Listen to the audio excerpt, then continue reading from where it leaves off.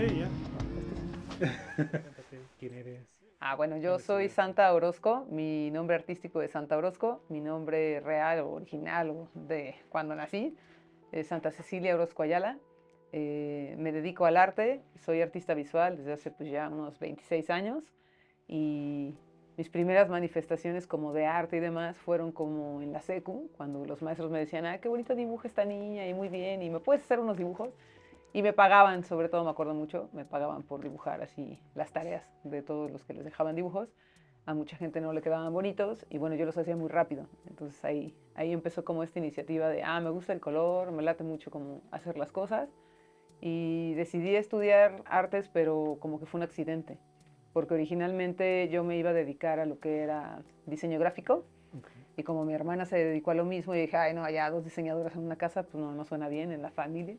Y de ahí me salté a artes visuales y mi primer contacto con lo que es una facultad y pues ahí empecé mis pininos. ¿Quiénes son tus inspiraciones? ¿O de dónde sacas la inspiración para hacer tu trabajo? ¿O si te basas en alguien? ¿Sabes? Porque suele pasar de repente que es como, bueno, a mí no me pasa, que puede ser por etapas, ¿no? Como que hay un fotógrafo que me gusta muy cabrón y de repente veo otro fotógrafo que me gusta muy cabrón y entonces como que de repente siento que sí van dejando cierta influencia en mí, aunque no es como que esté replicando, pero sí hay cositas que digo, creo que sí este fotógrafo me dejó más marcado y por eso me gustó como esta forma de hacer. ¿Tú tienes alguien que te haya marcado en tu Cuando trabajo? empecé la carrera me gustaba mucho Frida Kahlo, ahora para nada.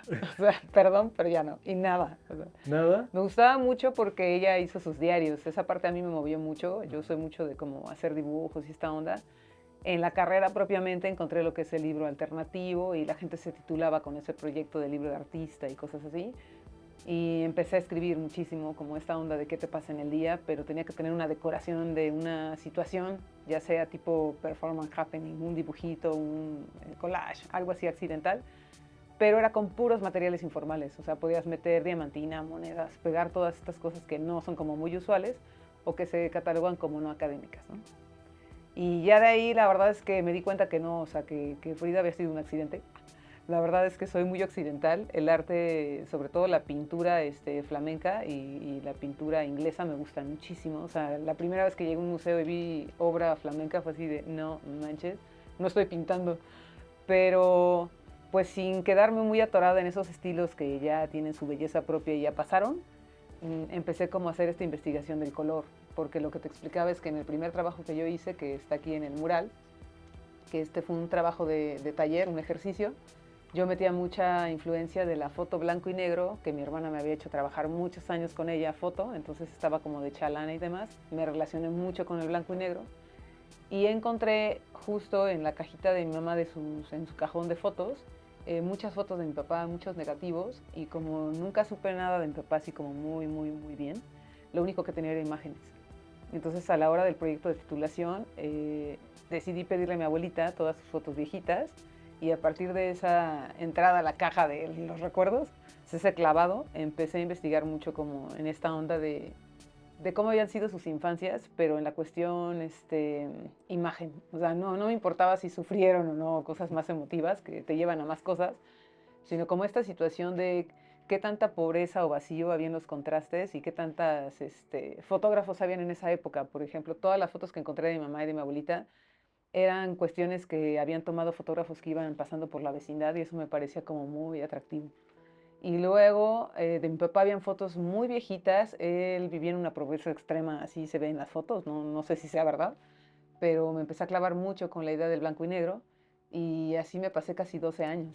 12 de los 25 meses que Ajá. llevas, ¿no? Hice mucha litografía en la Academia de San Carlos. Me apasioné mucho por hacer como todo esto de mi papá. Si alcanzas a ver, por ejemplo, ese es el negativo, esa es la imagen real y acá está la litografía, ¿no? Ya propiamente con el lenguaje de la piedra. Pero después me encontré con que la obra era muy vacía o muy oscura para algunas personas que criticaban así como que el producto terminado, ¿no?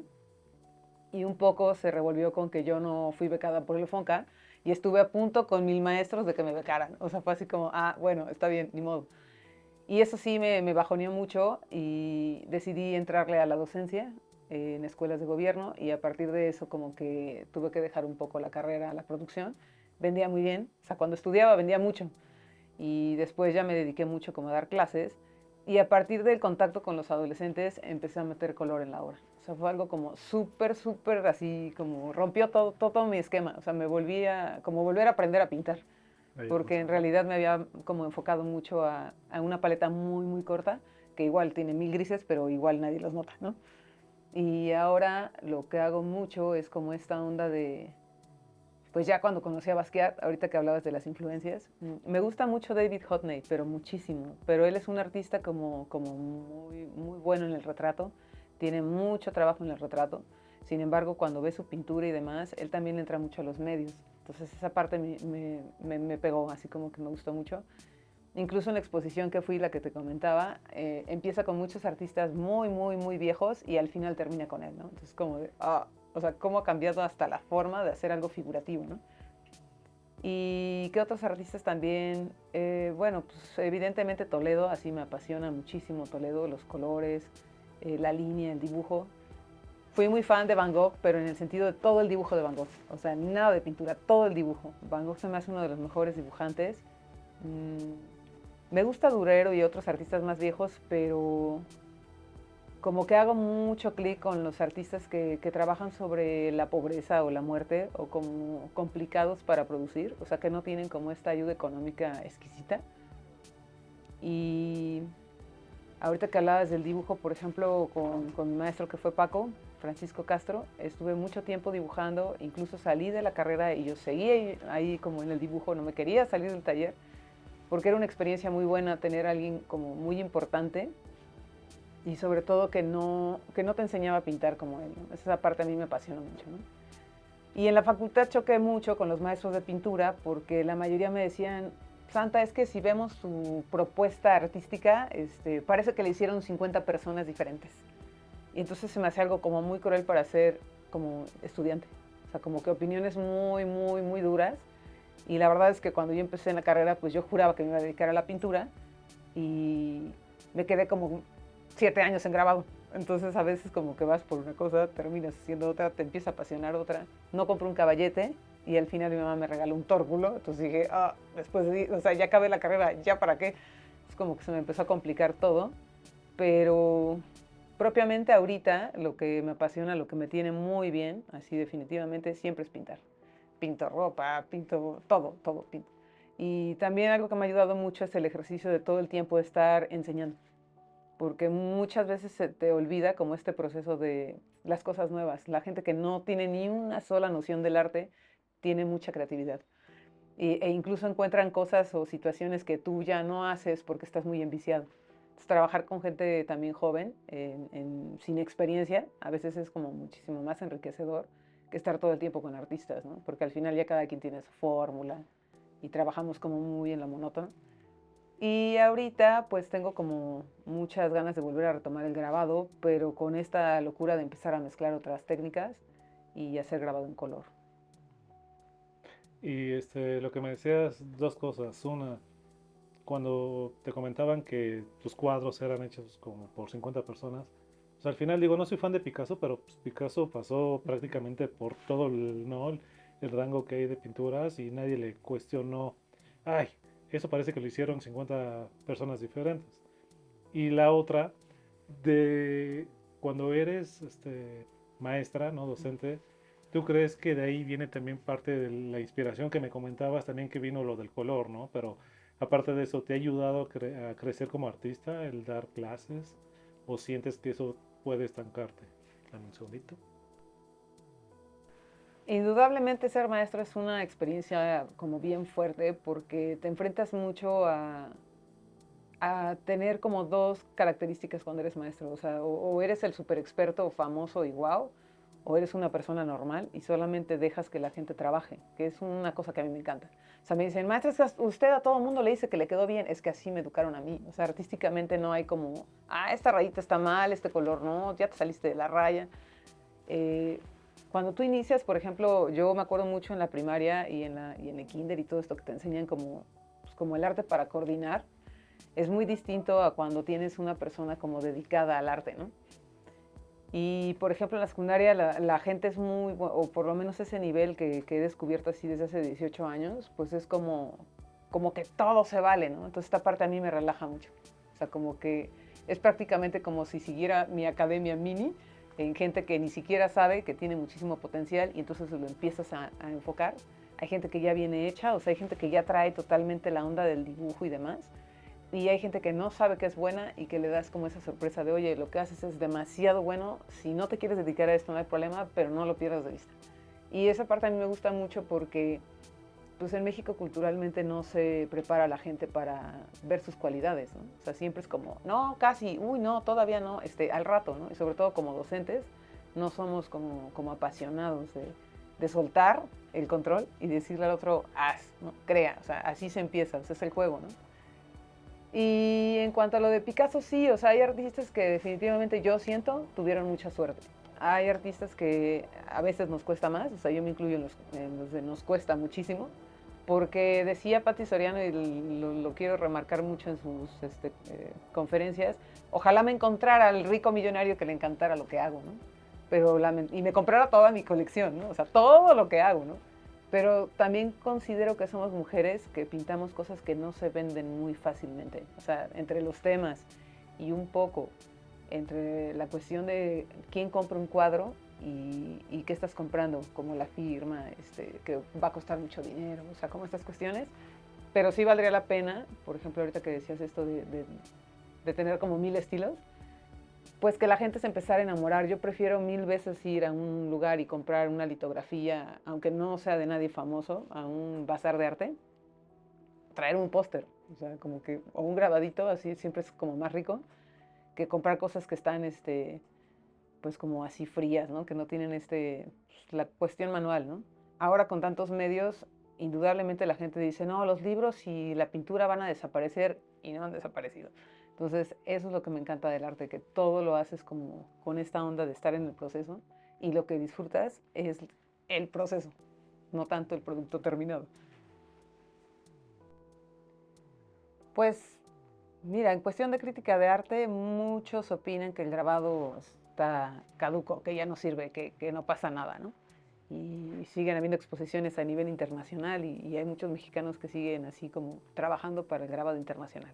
O sea que yo creo que depende mucho del lugar, el país en donde estés, pero sobre todo, para mí, nunca va a pasar de moda algo que está hecho totalmente con este tiempo que te lleva un cuadro, un grabado, o sea, todo lo que realmente implica tiempo, ¿no? Incluso editar y todo también implica su tiempo, pero este contacto con las herramientas se me hace súper prehistórico y me encanta.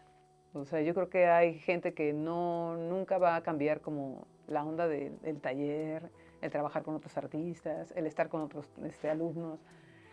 Y personalmente a mí, o sea, me apasiona mucho ir a los museos, por ejemplo.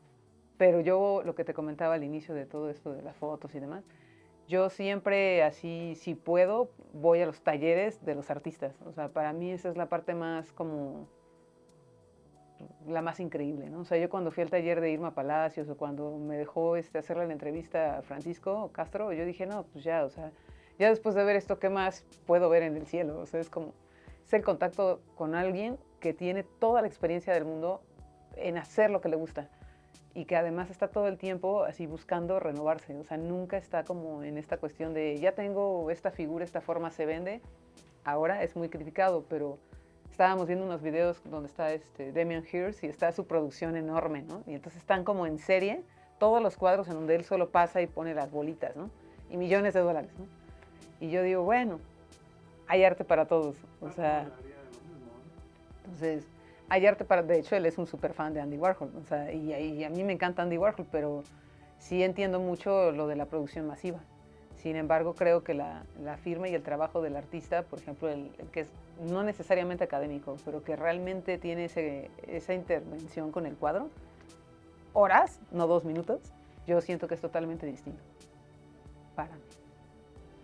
Y ahora ya por último, ¿qué piensas del arte digital? Digamos, porque sí tiene lo suyo también. Me gusta, todo lo que tenga que ver con los medios me gusta, siempre y cuando ellos tengan como esta conciencia de todo el potencial que se puede hacer con esos medios. Obviamente, en mucha gente que empieza, sí le veo como este pro de el color, la paleta, ¿no? Aquí con la computadora podría haber hecho tal cosa y demás. Pero creo que todo, al final, si intervienen varios, o sea, así como en el cine, ¿no? O sea, el fotógrafo, el director, igual es el arte, o sea, igual son las pinturas, igual son todos estos medios, o sea, mientras más esté relacionado con alguien que tenga tecnología y con alguien que de verdad esté chapadísimo a la antigua, si se hacen esas como combinaciones, pues ahí están las últimas propuestas en cine, ¿no? O sea, que son unas cosas brillantes. A mucha gente no le gustan, pues porque no conocen. Pero tú entras a una nueva propuesta de cine, igual es con la pintura, y empiezas a decir, este es de tal director, esto que está aquí es de tal, no, esto viene hasta Buñuel, viene en el cine actual, o sea, pero lo tienes que encontrar, los códigos. Esa parte me parece muy interesante. Si se ocupa la tecnología para crear algo nuevo, pues qué mejor, ¿no? Ahora que está la inteligencia artificial, para mucha gente es como, oh Dios, entonces ya para qué pinto. Y yo siempre he dicho lo mismo, ¿no? O sea, siempre llega algo mejor y nuevo, pero el oficio es el que a mí pues, me apasiona. Claro, pero digamos, hasta para la inteligencia artificial se necesita conocer la inteligencia artificial, porque, digamos, cuando hacen fotografías, las famosas que estuvo del Papa y toda esta onda que fueron hechas por inteligencia artificial, necesitas tú saber qué decirle a la inteligencia artificial para que lo haga. Quiero este diafragma, con este lente, con esta cámara, este formato, ¿no? O sea, todas esas especificaciones, Ajá. ¿no? Las tienes que poner para que la inteligencia diga, ah, ok, ya sé qué es lo que quieres, pero al final, si no tienes esa base de información, pues por mucha inteligencia artificial que exista, no vas a lograr nada. Entonces, si quieres hacer alguna pintura, pues también necesitas saber de óleos, de pinturas, de contrastes, de sombras, ¿no? Para poderle decir a la inteligencia qué hacerlo y cómo hacerlo para que lo pueda hacer. Sin duda alguna, la máquina tiene sus códigos también y tendrá sus limitaciones también. Entonces, yo pienso que para toda la gente que quiere ser como más moderna está increíble. Es una herramienta que puede ocupar. Para la gente que realmente tiene este oficio y que su trabajo propiamente en el disfrute del proceso es hacerlo, tal vez no le va a ser tan atractivo. Pero valdría la pena experimentar, nunca está de más. Sí, yo lo que escuché de la inteligencia artificial es que la inteligencia artificial se alimenta de lo ya creado, entonces nunca va a crear nada nuevo. Que incluso todos nosotros como pintores, productores, fotógrafos y demás hacemos exactamente lo mismo. La única diferencia es que acá hay una cuestión de análisis, se selecciona y demás, porque tienes como estas cuestiones ya artísticas, ¿no? O sea, como esta preparación. Algunos son autodidactas, pero a lo que voy es a que tienes esta necesidad de ser crítico en ciertas cosas y estás buscando algo que todavía no tienes muy claro. A lo mejor con la inteligencia artificial solo tienes que poner la fórmula y aparece. Pienso yo, nunca lo he hecho, pero tengo dos experiencias así con amigos que pudieron realizar producciones y cosas muy interesantes a partir de la inteligencia artificial basado en la muerte de uno de sus papás. Entonces también la inteligencia artificial tiene sus cosas como muy, muy buenas desconocidas. O sea, este cuate puede poner toda la personalidad del papá y a partir de esas cuestiones psicológicas, que me recordó mucho a la carta al padre de Kafka, pudo hacer una imagen que a mí se me hizo espantosa, pero a él le produjo algo así como un encuentro. Entonces yo dije, bueno, se vale. Nah, pues, Gracias.